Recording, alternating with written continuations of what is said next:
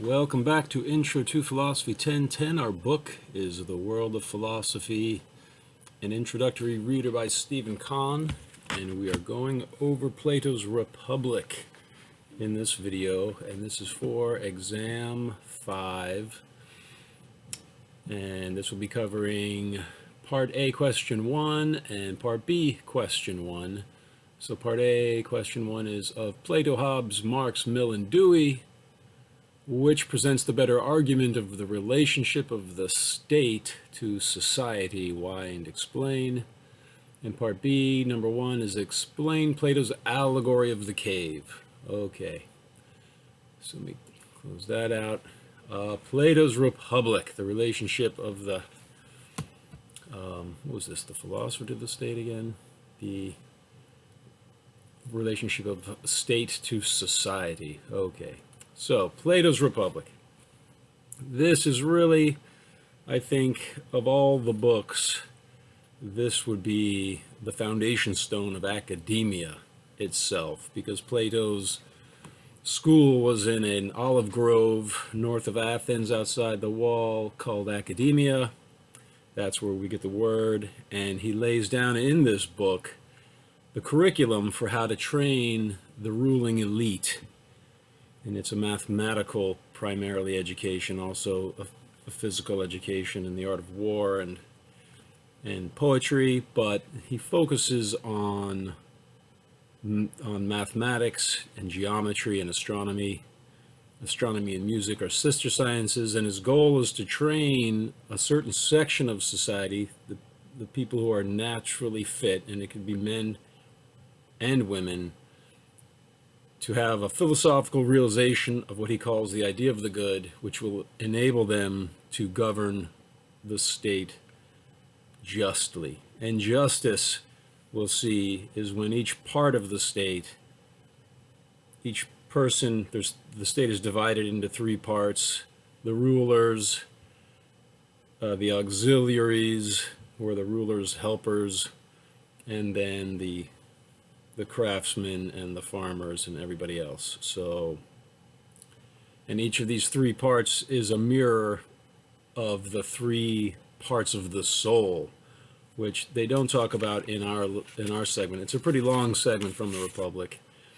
So when everybody does what they're naturally suited to do and are trained to do what their nature already inclines them towards for the good of the whole, that each of these three parts of the state, when each part is engaged properly, there's harmony between the three parts, and the whole state is happier and healthier. And again, the point is to train up an intellectual elite, to make them capable of opening the eye of their soul to what he calls the idea of the good, which is the source of all light in the universe, in the visible universe, and the source of intelligence and truth in what he calls the intelligible world. That this material world is like a shadow or a mirror reflection of the eternal spiritual world of absolute eternal forms.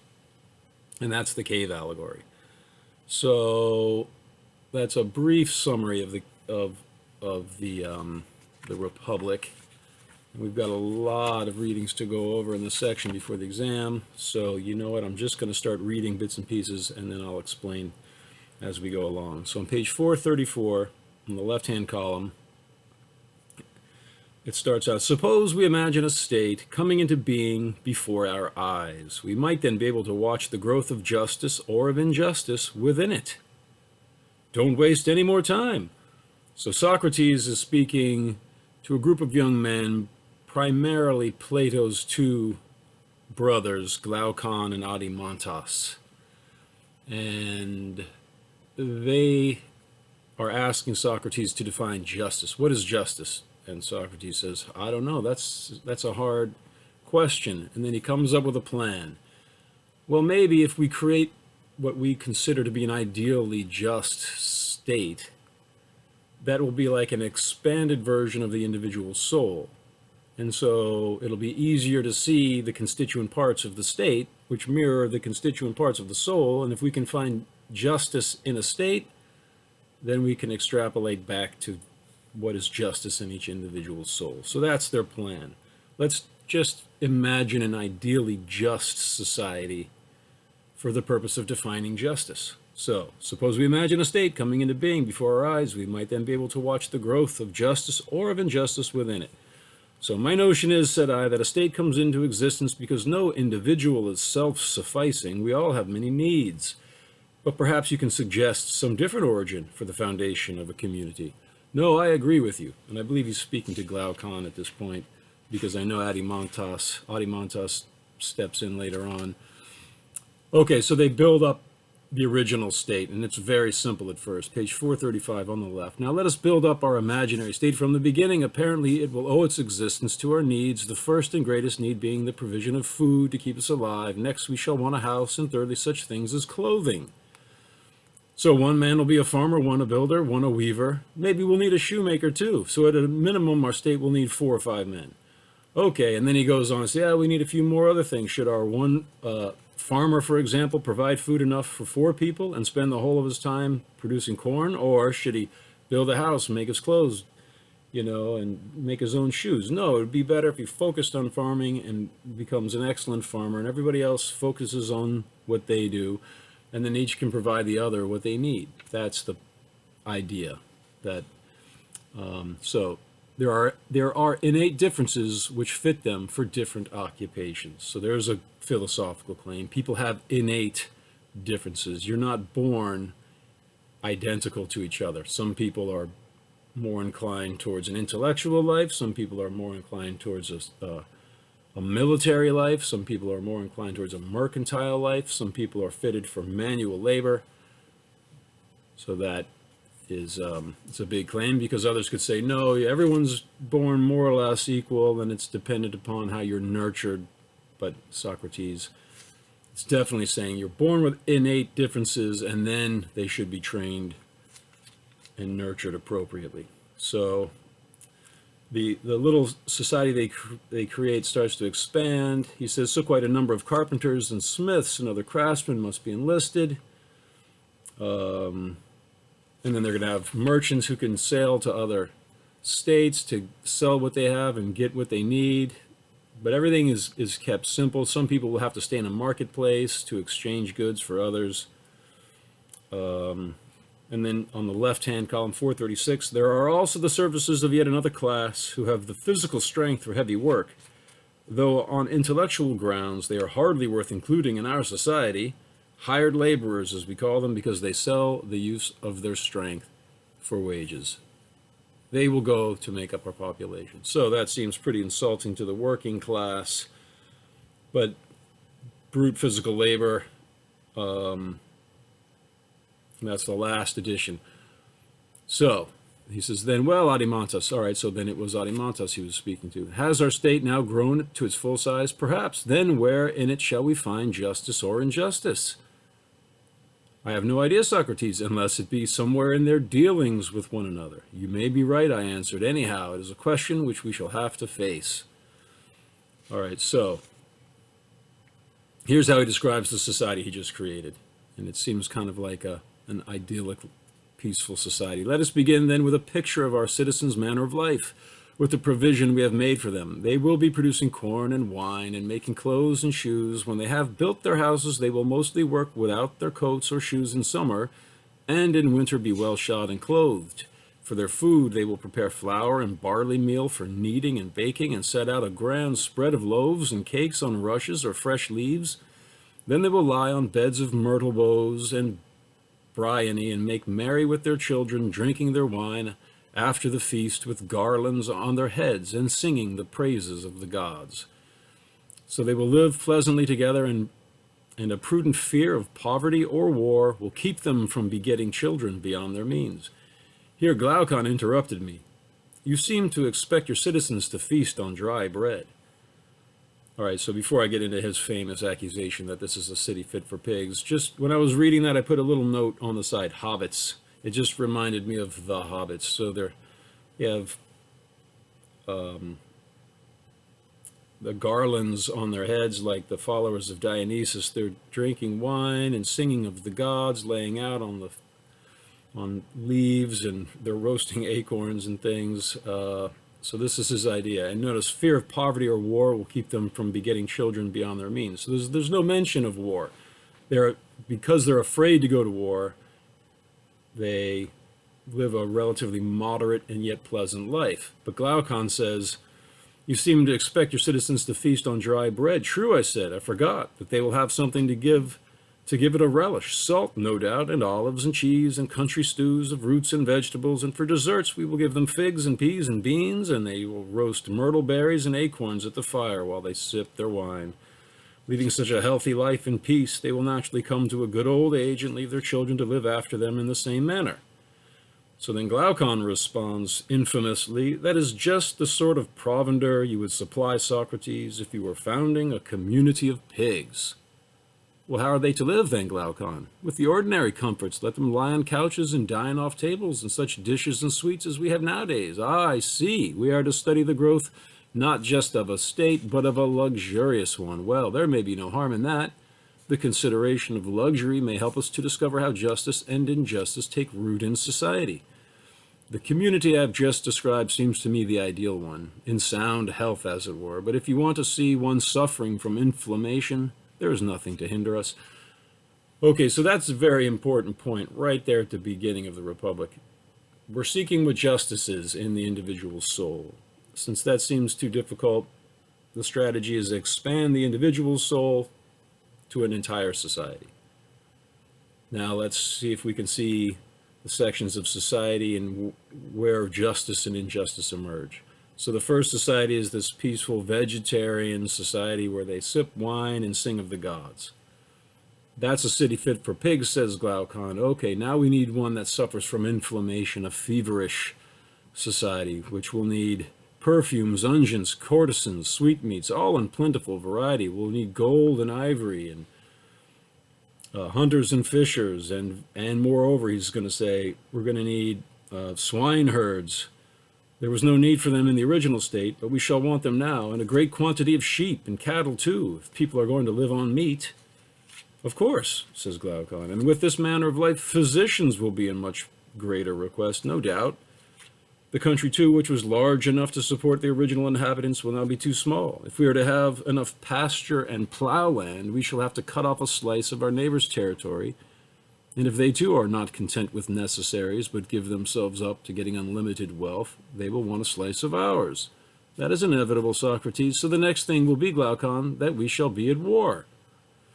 No doubt, we need not say whether war does good or harm, but only that we have discovered its origin in desires that are the most fruitful sources of evil, both to individuals and states. Okay, in this new feverish society, they're going to need all the luxuries. They're going to need prostitutes and gold and ivory and servants and swineherds and cattle ranchers, and that's going to make people unhealthy. Their bodies are going to get sick from such a overly rich diet. So then they'll need more physicians, a lot of doctors. And not only that, they'll need a standing army because they're going to need more land if they're going to be a luxurious society like that. And if the neighbors take up the same habits, they're going to want more land, and so there'll be war. And this is the source of all the evils, he said. So if you're looking for the root of injustice, he's implying it's living a luxurious life. The ideal society was a vegetarian society where they sip their wine and sing of the gods with garlands on their heads. The inflamed society is luxurious with all of the pleasures of the flesh, which leads to sicknesses of the body and war between states. Okay, so then to adjust for this luxurious state, he'll go on to develop the ruling class who do not live luxuriously. It's an austere form of communism, but only among the ruling elite.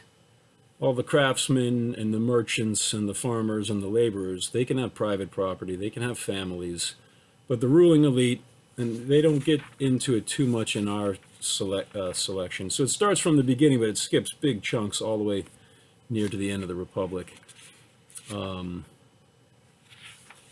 So they don't get into the fact that there's this peculiar social arrangement for the rulers. None of them is to know who is their mother or father, so they come up with this noble lie that says everybody was actually formed under the earth and came up fully formed with one of three metals in their soul, or actually I think there's four metals in the soul, which lead to the three classes. But at any rate, it should be kept in mind that this peculiar legislation to breed these the rulers and their auxiliaries, there's these two levels of the ruling class. The whole strange circumstances are called for because of the need to adjust this feverish society. And it's not, so even though there's this philosopher king, which will ultimately say ruling over this society, the entire society over which the philosopher king is ruling is itself inherently unjust because of the luxurious desires it has. That's just something to keep in mind. So again, this is an introductory class. It's a very general question. Which of these different philosophers' relationship to the state and society do you think is thought out better? I'm just going into more detail in the Republic, for one, because I really like the Republic, and for two, it's the foundation stone, really, of the Western worldview. So I'm going to, then he goes and talks about, oh, all right, one of the things that we said is that each individual should focus on what they're naturally adept at. So the warriors are going to need to train in war. On 437, the right-hand column, he says, now in no form of work is efficiency so important as in war. And fighting is not so easy a business that a man can follow another trade, such as farming or shoemaking, and also be an efficient soldier. So they're going to need special training. So on page 438, these guardians of our state then, inasmuch as their work is the most important of all, will need the most complete freedom from other occupations and the greatest amount of skill and practice. I quite agree, and also a native aptitude for their calling, certainly. So it is our business to define, if we can, the natural gifts that fit men to be the guardians of a commonwealth. So in the beginning, he's saying the rulers are just the guardians. Later, he's going to separate them into two levels: rulers at the top and auxiliaries below them. So what's this natural aptitude of the rulers? And then he'll go on to compare them to dogs. And he makes a little bit of a joke.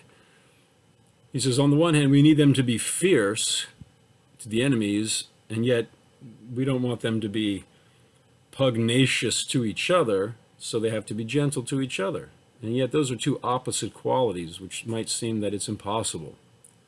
He says, what are we to do then if gentleness and a high temper are contraries? Where shall we find a character to combine them? And then he'll go on to talk about dogs.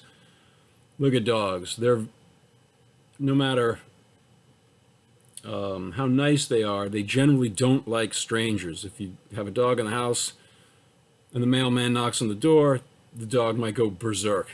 And yet, if the dog has met a person and got to know them a little bit, then when that person comes over, they're very, very happy, wagging their tail and fawning all over the person. And he goes, notice that is very philosophical. How is that philosophical? They hate what they don't know, and they love who they do know. So they hate ignorance and they love knowledge.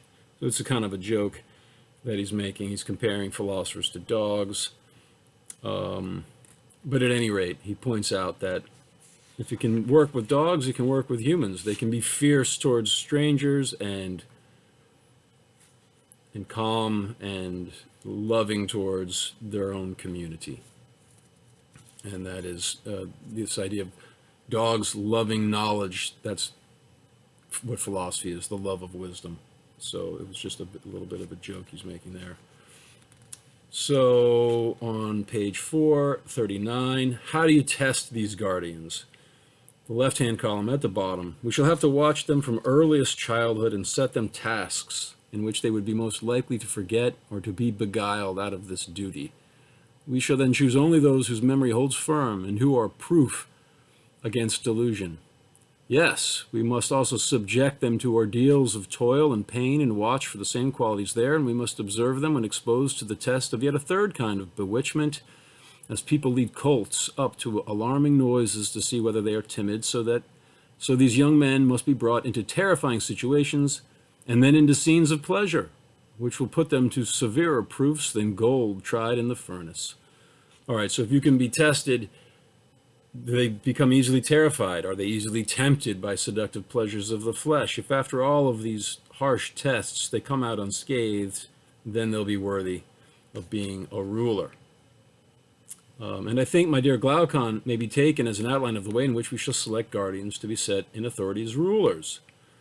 Those young men who up to now we have been speaking of as guardians will be better described as auxiliaries, who will enforce the decisions of the rulers. I agree. Now I said, so there is where he splits it. The guardians now have two segments. The higher segment are the actual rulers, and then the rulers in training are the auxiliaries. So he says, I agree. And some of the auxiliaries will never become capable of being a ruler, depending on the element in their soul. Is it gold? Is it silver? Is it bronze? Is it iron?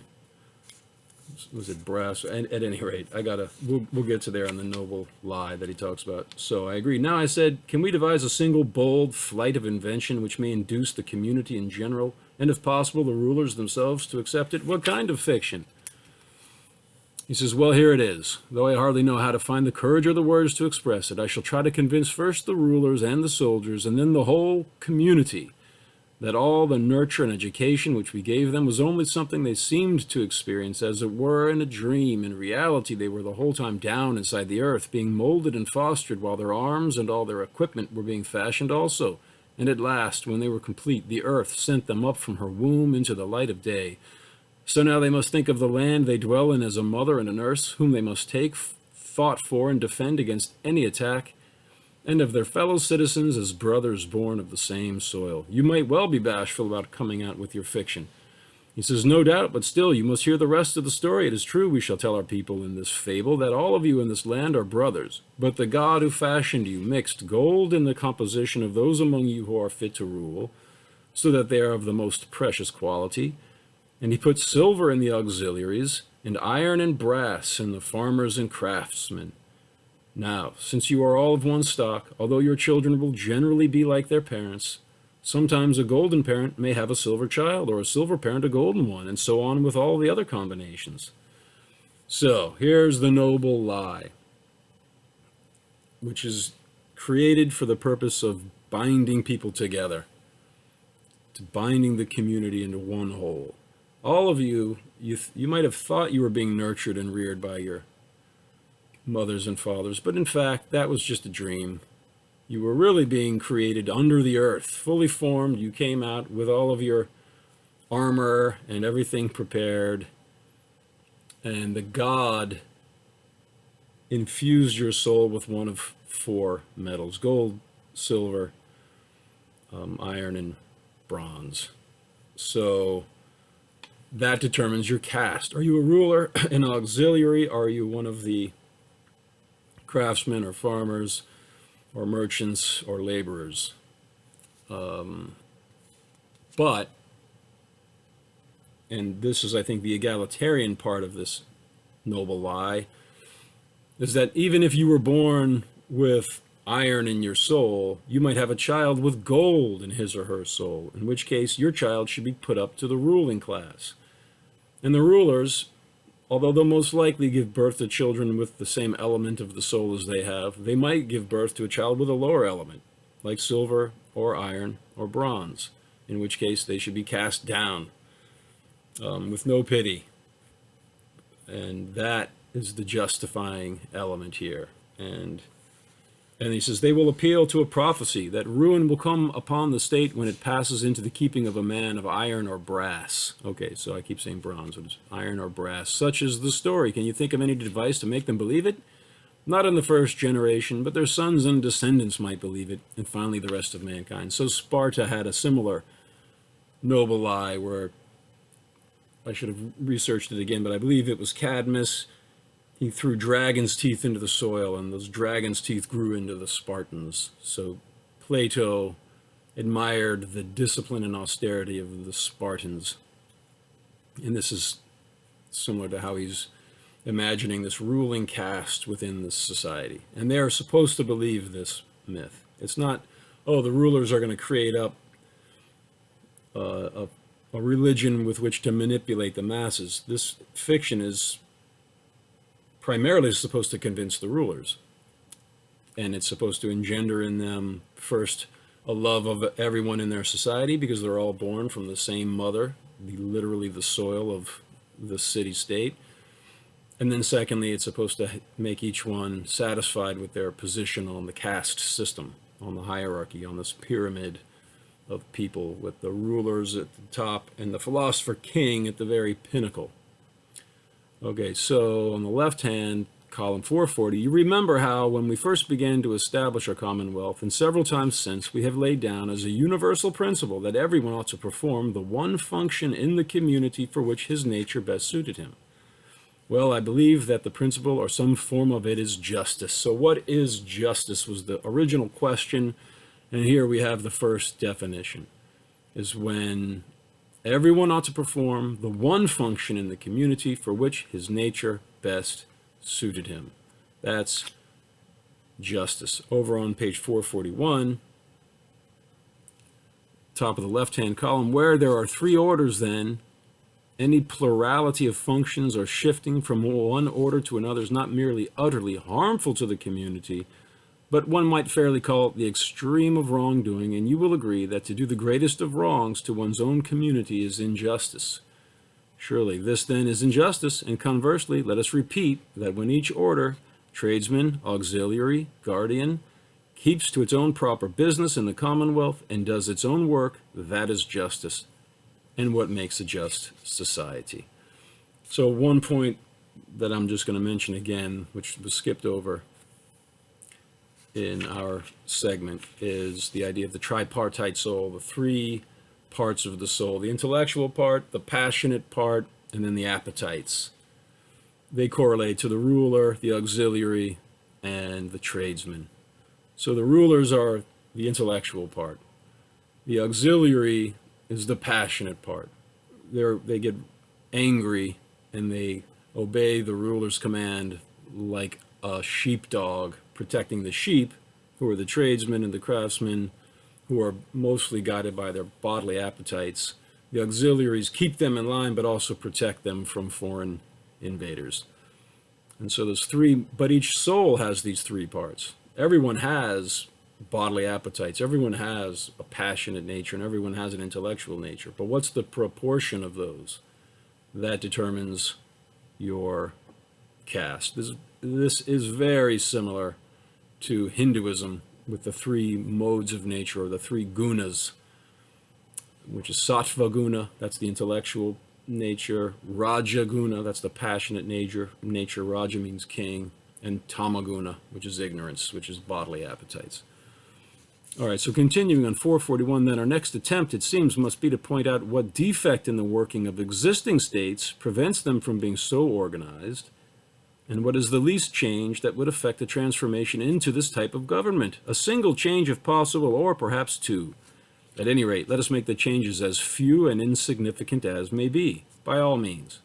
Well, there is one change which, as I believe we can show, would bring about this revolution. Not a small change, certainly, nor an easy one, but possible. What is it? Unless either philosophers become kings in their countries, or those who are now called kings and rulers come to be sufficiently inspired with a genuine desire for wisdom, unless, that is to say, political power and philosophy meet together, while the many natures who now go their several ways in the one or the other direction are forcibly debarred from doing so, there can be no rest from troubles, my dear Glaucon, for states, nor yet, as I believe, for all mankind. Nor can this commonwealth which we have imagined ever till then see the light of day and grow to its full stature. So unless philosophers become kings, or the kings become philosophers, there'll be no rest from troubles for the human beings or for individuals.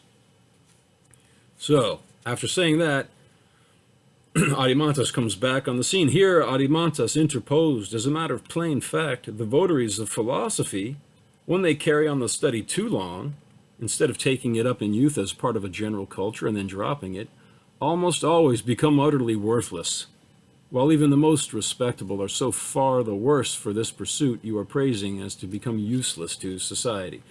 So Adimantas is saying anyone who makes philosophy their living, who studies it too long, becomes useless to society. Okay, well, here I am. I've spent my whole life studying philosophy. Am I useless to society? Well, I replied, do you think the charge is untrue, says Socrates? I do not know, he answered. I should like to hear your opinion. You shall. I think it is true. This is what Socrates says, who also spent his whole life studying philosophy. He thinks they're useless to society too. Whoa, wait a minute, what are you saying? So, of course, Socrates is ever ironic, and he's not putting down philosophers, he's putting down society, and he says, okay, then how can it be right to say that there will be no rest from trouble until states are ruled by these philosophers, says Adimantas, if you say it's true that they're useless? He goes, that is a question which needs to be answered by means of a parable. So here's the parable that I call the parable of the ship of fools.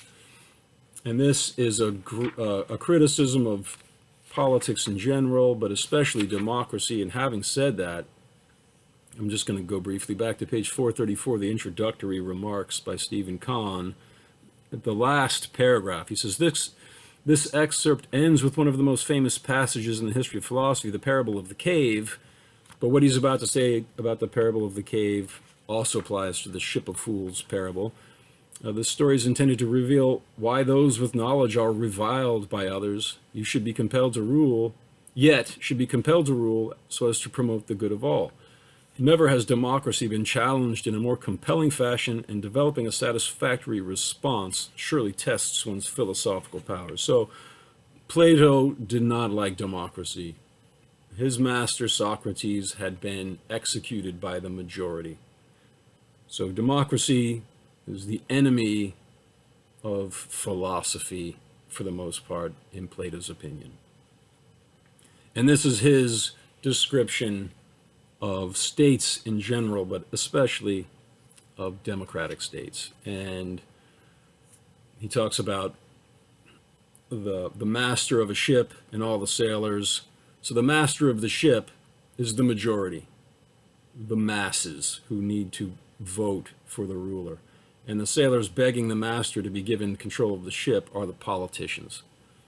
So with that in mind, he says, imagine this state of affairs on board a ship or a number of ships. The master's bigger and burlier than any of the crew, so this is the majority, the masses of people, but a little deaf and short-sighted and no less deficient in seamanship.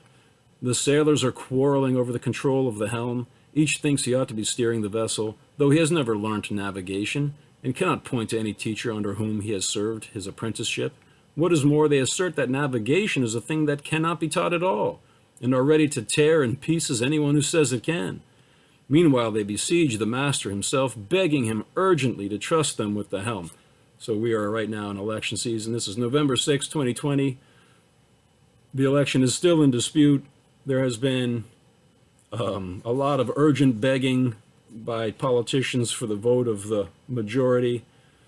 And just so he'll continue, begging him urgently to trust them with the helm. And sometimes when others have been more successful in gaining his ear, they kill them or throw them overboard. And after somehow stupefying the worthy master with strong drink or an opiate, take control of the ship, make free with its stores, and turn the voyage, as might be expected of such a crew, into a drunken carousal. Besides all this, they cry up as a skilled navigator and master of seamanship anyone clever enough to lend a hand in persuading or forcing the master to set them in command. Every other kind of man they condemn as useless.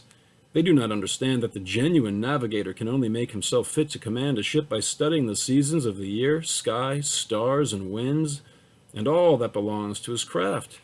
And they have no idea that, along with the science of navigation, it is possible for him to gain, by instruction or practice, the skill to keep control of the helm, whether some of them like it or not. If a ship were managed in that way, would not those on board be likely to call the expert in navigation a mere stargazer who spent his time in idle talk and was useless to them?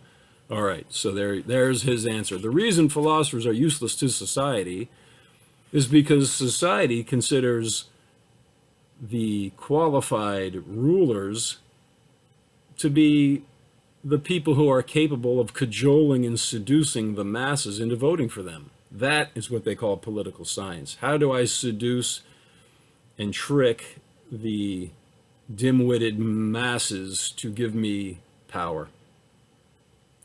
So if somebody comes and says, no, there is such a thing as political science, you have to understand, and he points to the stars a lot, which becomes important, because he's going to say if you study the mathematical forms behind the visible forms in the heavens, that will help you open the eye of your soul to the source of everything, the idea of the good. But for right now, his point is, real philosophers who know how to rule society because they know the nature of the cosmos and the individual soul, they're going to be considered useless. And not only that, if they insist that there is such a thing as political science, the so-called politicians, who are really just manipulators of the masses, they're ready to tear in pieces anybody who says there's such knowledge, because they don't have that knowledge. They don't think it exists. They think political science is And if you watch the news, that's what they study, all the strategies to get this demographic on board and that demographic. And these serious-minded people who get big salaries and a lot of respect, this is what they focus on for the most part. They don't address fundamental questions such as what is the self, what is justice, what's the relation between the self and society, what's the relationship between the society and the cosmos. Those kinds of people will be called stargazers and useless, which is another thing that they accuse Socrates of being, Aristophanes in the clouds. Socrates' head's always up in the clouds. What a useless person that is. All right, so, and then he'll go on to say, Socrates, that it's not natural for the pilot to beg the crew to take his orders. So a truly qualified politician would be a philosopher, and it's not the nature of a philosopher to beg the people who need his or her instruction. So they won't do it. And therefore, who's going to be the ruler? Whoever is capable of seducing and manipulating and cajoling the masses. Okay, so, all right. Then they say, under these conditions, the noblest of pursuits can hardly be thought much of by men whose own way of life runs counter to it. But what do you mean by the highest kind of knowledge? And with what is it concerned? You cannot hope to escape that question. All right, this is page 442 on the left. Bottom of the column. First, we must come to an understanding. Let me remind you of the distinction we drew earlier and have often drawn on other occasions between the multiplicity of things that we call good or beautiful or whatever it may be, and, on the other hand, goodness itself or beauty itself, and so on. Corresponding to each of these sets of many things, we postulate a single form or real essence, as we call it. Yes, that is so. Further, the many things we say can be seen, but are not objects of rational thought, whereas the forms are objects of thought, but invisible. All right, so here, and I've said this before in previous videos, this should have been much earlier in the book, this idea of the absolute forms, because this is the essence of rationalism against which the empiricist philosophers established their argument. So for every set of individual visible things, so here's a glass. The word I have for this is a glass, or we can call it a cup. Here's another one.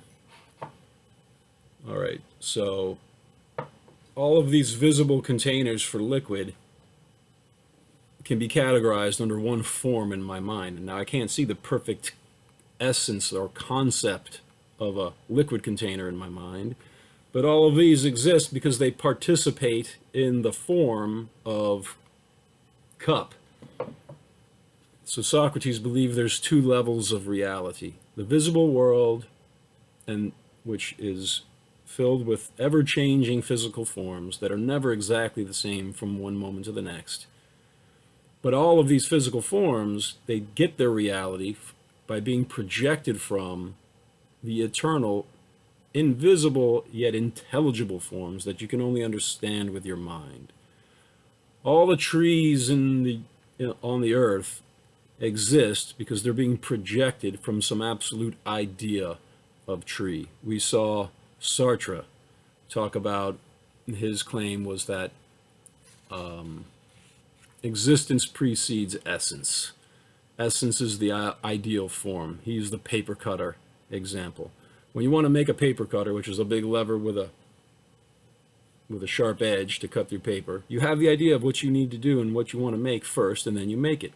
Essence, or the absolute form, exists in your mind first, and then you create it. But humans, he says, they're not created according to some absolute form. There's no God with the absolute idea of a human being in mind, after which God creates humans, says Sartre. But to discount that view, it was helpful because it explains what Plato is saying.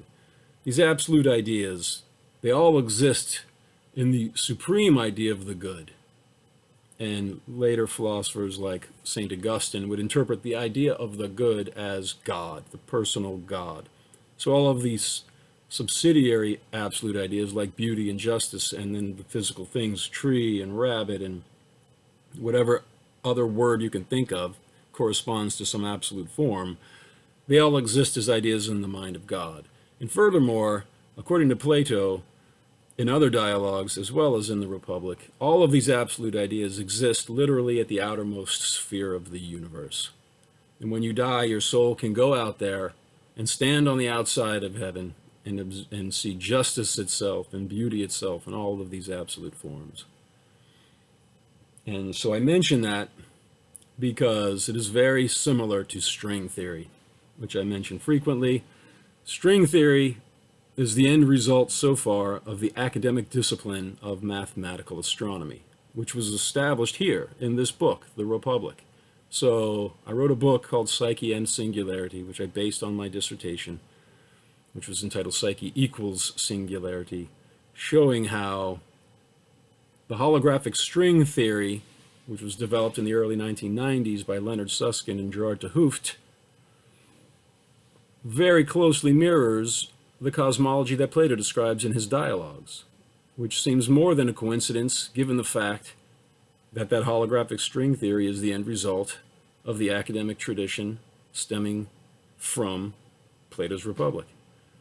So I just think is there this realm of absolute forms? According to holographic string theory, the entire three-dimensional temporary world is a holographic movie projected by these fundamental elastic threads of energy that stretch all the way out to the horizon of the cosmos, the outermost sphere where space-time is expanding away from our perspective on Earth at the speed of light. The past, the present, and the future are conserved there eternally, interwoven in this holographic film, and they radiate in with the echo of the Big Bang, the cosmic microwave background radiation. It's very, very similar to what Plato is saying here. And in the cave allegory, the famous string theorist Brian Greene from Columbia University, he compares the cave allegory, which we'll be getting into, to this holographic string theory. So if you're reading through this and you're just thinking, well, this is just archaic stuff, it has no bearing on what we've learned since then I would say you are going to be pleasantly surprised to see just how pertinent Plato's words 2,400 years ago are still today, more so than ever, I'd say, because we've finally fulfilled the curriculum that he set out, we meaning humanity in general, and specifically Leonard Susskind and Gerard 't Hooft, giving us this idea of the cave allegory. And Gerard 't Hooft, I don't know about Gerard 't Hooft, but I know Leonard Susskind puts himself forth as an atheist, so he wasn't trying to support Plato. He did it accidentally, which I think makes it even more trustworthy. Okay, so these absolute forms, and each soul, he's going to say, is imprinted with these absolute forms of knowledge. And the qualified ruler is someone who knows what these absolute forms are and how they relate to the material world. And that's going to get us into the cave allegory.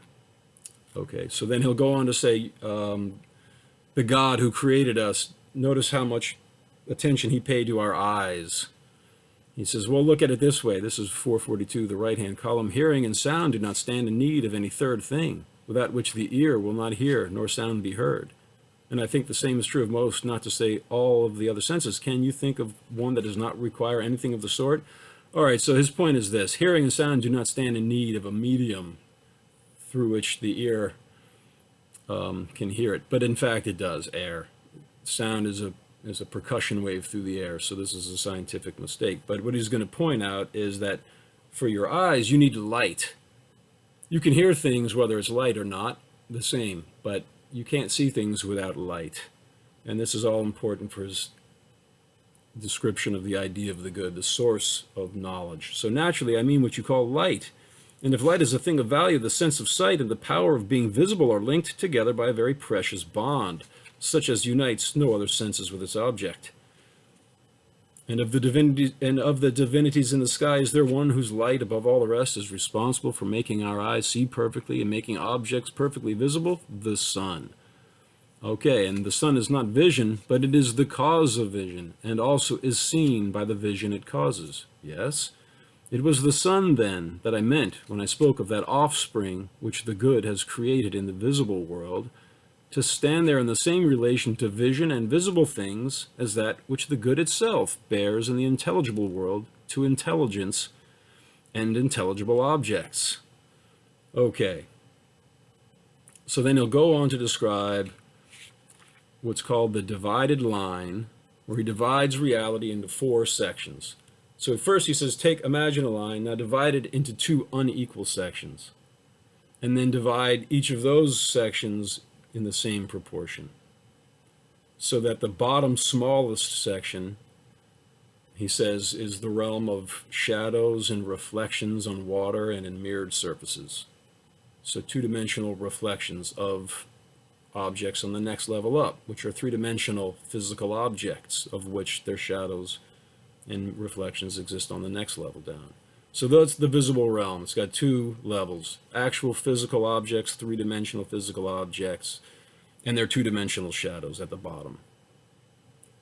Then the next level is the intelligible realm, and it starts with a mathematical study of the 3-dimensional objects. So just as the shadows were projected from the 3-dimensional objects, so now the 3-dimensional objects are like shadows of the next level up of reality, which is these eternal mathematical forms. And they in turn are like shadows or mirror reflections of the next level up in this 4-leveled divided line of reality, which is these higher forms of knowledge, such as justice and beauty. And now that 4th level finally radiates from the ultimate form at the very top, called the idea of the good. And then he'll go on to use the cave allegory to explain what these 4 levels are. So let me just, since it's an introductory class, we're already 47 minutes into it. I'm going to leave that, what I just said. There's these 4 levels of reality. The bottom 2 are the material world. The top 2 are the spiritual world. All right. So then, on page 445, the famous cave allegory. I'll read bits and pieces. He says, "Next, said I, here is a parable to illustrate the degrees in which our nature may be enlightened or unenlightened. Imagine the condition of men living in a sort of cavernous chamber underground with an entrance open to the light and a long passage all down the cave. Here they have been from childhood, chained by the leg and also by the neck, so that they cannot move and can see only what is in front of them, because the chains will not let them turn their heads." All right, so imagine people taken at birth to an underground cave. There's an opening that goes down into the cave like that, so that the light of the sun doesn't enter into the cave. Down in the cave, right above the entrance, is a big fire burning. In front of that is a wall dividing the cave. Now, on the side of the fire, guards walk back and forth in front of the wall, holding up puppets on sticks. The wall prevents their shadow from being cast at the back wall of the cave, but the puppets' shadows are cast onto the back wall of the cave. Now, right in front of the back wall of the cave and facing that back wall are the prisoners, chained head to foot. They can't move their heads. They can't see each other. They can see each other's shadows, and they can see the shadows of the puppets, and they can hear the echo of the noises that the guards make as they walk back and forth. So naturally, the prisoners are going to think that the shadows are reality. They're going to think that their own shadow is them, And they're going to think the shadows of their neighbors are their actual neighbors, and they're going to think the shadows of the puppets, this is the totality of reality for them. Now imagine somebody comes down out of the cave, breaks the chains off of a prisoner, turns them around and says, look, this is more real. The problem is that person's never seen light directly, so that person will be blinded by this painful light, won't be able to see anything, is going to think that the shadow world he was accustomed to is reality, and would prefer to go there. Now imagine if he's hauled up the rough and steep ascent, and so this is page 446 on the left, and suppose someone were to drag him away forcibly up the steep and rugged ascent and not let him go until he had hauled him out into the sunlight. Would he not suffer pain and vexation at such treatment, and when he had come out into the light, find his eyes so full of its radiance that he could not see a single one of the things that he was now told were real? Okay, yeah, that would be the case. But then gradually he'll be able to see things at night. At first, it would be easiest to make out shadows and then the images of men and things reflected in water, and later on the things themselves. After that, it would be easier to watch the heavenly bodies and the sky itself by night, looking at the light of the moon and stars rather than the sun and the sun's light in daytime. Last of all, he would be able to look at the sun and contemplate its nature, not as it appears when reflected in water or any alien medium, but as it is in itself, in its own domain. He would realize the sun is the cause of everything that he sees, both outside the cave and down in the cave. All right, now what would happen if that prisoner were told he had to go back down and free another prisoner? He would not be happy. Would he not feel like Homer's Achilles, that he would far sooner be on earth as a hired servant in the house of a landless man, or endure anything rather than go back to his old beliefs and live in the old way? So Achilles said he'd rather be a slave to a landless man on earth than king in Hades. And that's how the person who's out of the cave of ignorance would see going back into the cave. And not only that, when he went back down, his eyes would be filled with darkness. He might require once more to deliver his opinion on those shadows in competition with the prisoners who had never been released. So the prisoners pride themselves on predicting which shadows will come in which order. They think that's science. This released prisoner who's not coming back, at first he was blinded by the light, now he's blinded by the darkness, and he can't see the shadows. So the people think they would laugh at him, and they would say that he had gone up only to come back with his sight ruined. It was worth no one's while even to attempt the ascent. If they could lay hands on the man who was trying to set them free and lead them up, they would kill him. So that's what happened to Socrates. He tried to tell people, you should care for your souls, not these physical bodies, and eventually they killed him. So that's the parable of the cave. He says, the ascent to see the things in the upper world you may take as standing for the upward journey of the soul into the region of the intelligible. Then you will be in possession of what I surmise, since that is what you wish to be told. Heaven knows whether it is true, but this at any rate is how it appears to me. In the world of knowledge, the last thing to be perceived, and only with great difficulty, is the essential form of goodness. Once it is perceived, the conclusion must follow that for all things this is the cause of whatever is right and good. In the visible world it gives birth to light and to the Lord of light, that's the sun, while it is itself sovereign in the intelligible world and the parent of intelligence and truth. Without having had a vision of this form, no one can act with wisdom, either in his own life or in matters of state. Okay, so the idea of the good is the source of light in the visible world and the parent of intelligence and truth in the intelligible world. So going back to what I talked about earlier with string theory and cosmology, the source of light in the universe is the singularity of the Big Bang. It's a point of infinite density that contains every bit of information that will ever express itself in the history of the universe. All of the past, the present, and the future, every detail of every atom is contained in the gravitational singularity, which then explodes at the Big Bang, but the singularity is also contained at each point of the encompassing horizon of the cosmos, from which this holographic illusion radiates in. And I mentioned before, Brian Greene compared the cave allegory to this holographic cosmology But he says it turns it on its head, because Socrates says the two-dimensional shadows in the cave are the illusion projected from the three-dimensional puppets. Whereas string theory says that the three-dimensional holograms, that like our bodies and the planets that we inhabit, are the illusions cast from a two-dimensional spherical surface of the universe.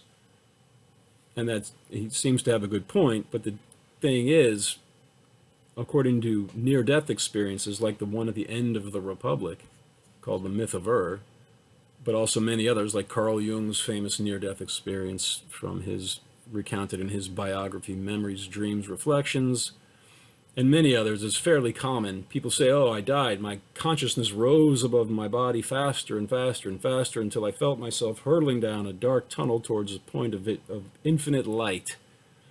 And then I reached a point of no return, which is the horizon of the cosmos, Carl Jung's own words, where I experienced my whole life instantaneously. Not only that, I experienced the past, the present, and the future of the entire universe in this blissful paradise filled with all of these absolute, eternal, beautiful forms. So holographic string theory gives us a mathematical description of the horizon of the cosmos as the container of the past, the present, and the future from which it is projected. But these psychological reflections on near-death experiences say if you go out there, your consciousness experiences a blissful realm of variegated forms of reality. So my point is that the cave allegory, I think, can be better understood if we compare it to holographic string theory and this idea of our three-dimensional world as a projection from this eternal realm of infinite power and infinite light. The singularity is a point of infinite light, with zero extension in space. And so, Socrates says, without having had a vision of this form, no one can act with wisdom, either in his own life or in matters of state. And that if someone who did have this vision was forced to come back to the realm of the commonwealth, at first, their eyes would be bedazzled, and they would have to compete with other people, compelled in a law court or elsewhere to dispute about the shadows of justice or the images that cast those shadows, and to wrangle over the notions of what is right in the minds of men who have never beheld justice itself. But then he says they must be compelled to come down and rule, even though they would rather contemplate the eternal forms. And then I believe it's Glaucon would say, well, wouldn't that be an injustice to force them to go from such a beautiful realm back into this prison house? And then he'll say, true, if you had earned this vision of the idea of the good on your own, then you wouldn't owe anybody anything. But we're imagining an ideal society in which the people have been trained rigorously to have this vision, and so they owe it to society. And on page 447, the right-hand column, he says, we have brought you into existence for your country's sake as well as for your own, to be like leaders and king bees in a hive. You have been better and more thoroughly educated than those others, and hence you are more capable of playing your part both as men of thought and as men of action. You must go down then, each in his turn, to live with the rest, and let your eyes grow accustomed to the darkness. You will then see 1,000 times better than those who live there always. And you will recognize every image for what it is and know what it represents, because you have seen justice, beauty, and goodness in their reality. And so you and we shall find life in our commonwealth no mere dream, as it is in most existing states, where men live fighting one another about shadows and quarreling for power, as if that were a great prize. Whereas in truth, government can be at its best and free from dissension only where the destined rulers are least desirous of holding office. I read this when I was 18, in my freshman year of college, and I thought, First of all, I read the Republic and I said, oh, I want to be the philosopher king. That sounds like a great destiny.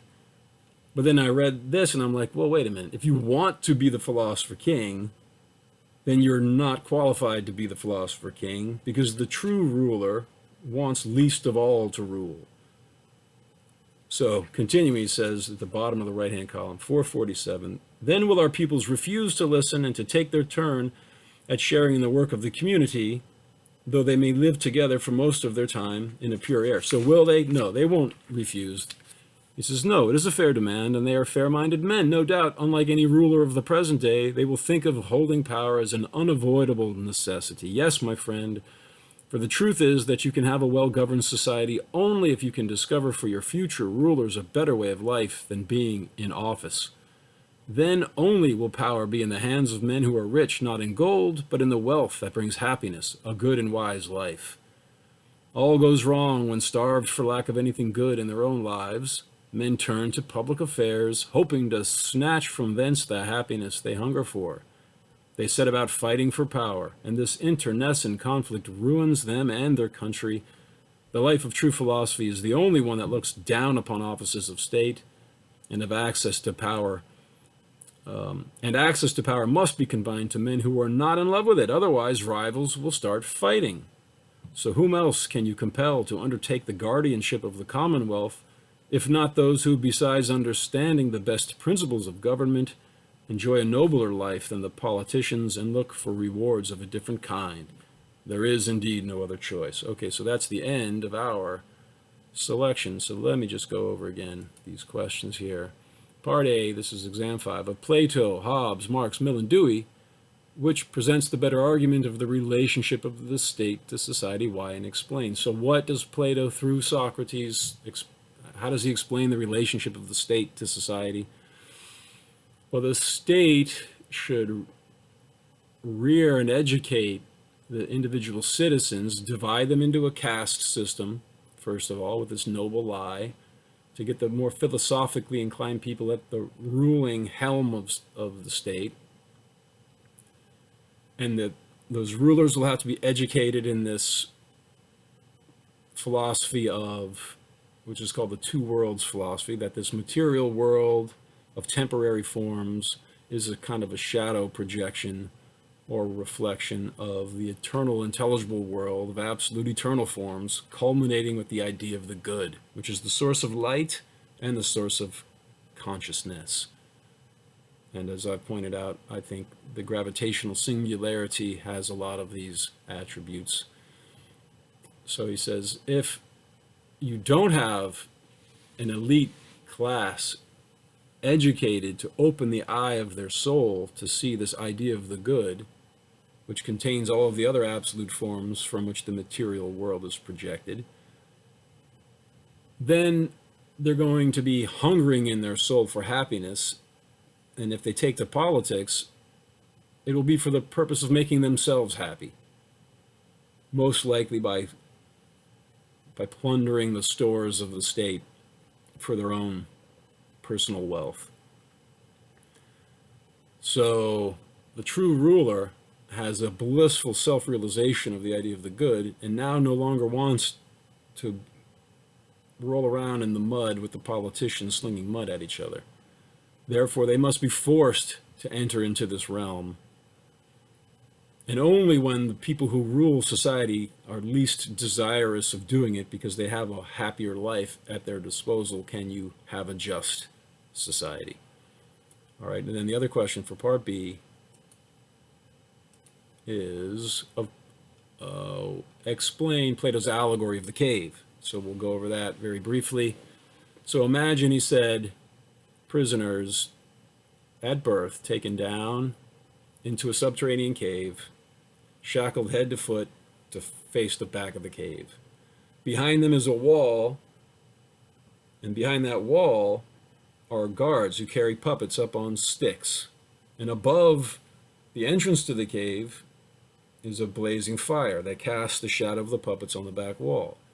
The prisoners think they are the shadow of their own body, and they believe the shadows of the puppets are real, and they believe their neighbors are their shadows, and they hear the echoes of each other and the guards, and they think that reality is the shadow realm. Now, one of them is taken out of the cave, shown the fire, it burns the person's eyes. The person is taken out of the cave altogether. Now the sunlight really burns their eyes, and they can't see anything. They think the cave is reality. But gradually they can see things at night in reflections on water, then they can see the stars and the moon in the sky at night, and then in the daytime they can look at objects. Finally they can see the sun itself, and then they realize, oh, the sun is the source of this world and everything in the cave. Then they're forced to go back into the cave to free another prisoner. They're blinded by the darkness. The people in the cave think that they've ruined their eyesight, and they'll try to kill anybody who convinces them or tries to convince them to come out of the cave. The allegory is this material world of three-dimensional objects illuminated by the sun is like the cave illuminated by the fire. This is a facsimile of the eternal realm illuminated by the idea of the good, which creates all of the absolute forms of knowledge, like justice and beauty, but also things like the idea of tree and rabbit and human. So when the philosophers open the eye of the soul to the idea of the good, at first it blinds the soul, floods the soul with light, and it can't see any of these absolute forms. But gradually it can come to discern the relationship between the idea of the good and all of the other absolute forms. And then that philosopher is told to go back into the realm of politics. At first, the darkness of the political world will blind their soul. People will laugh at them if they have to compete in law courts. But gradually they'll become accustomed to the darkness, and then they'll be able to see things 1,000 times more clearly than the people who have never been out of the cave. And then they'll become capable rulers in the society. So this justice in society depends on rearing and educating a class of citizens to become philosophers, which is defined as people who can open the eye of the soul to the idea of the good and understand the relationship between these absolute eternal forms of knowledge imprinted on every soul, as well as the soul of the universe located specifically at the central point and the outermost sphere, which is very similar to Big Bang cosmology, with a singularity in the center that exists at every point of the encompassing sphere. So this is another dialogues like the Timaeus and the Phaedrus and the Republic as well. All of those absolute ideas exist out at the horizon of the cosmos, and they project this illusory three-dimensional world, which is very similar to what holographic string theory says. Okay, so I will leave it at that.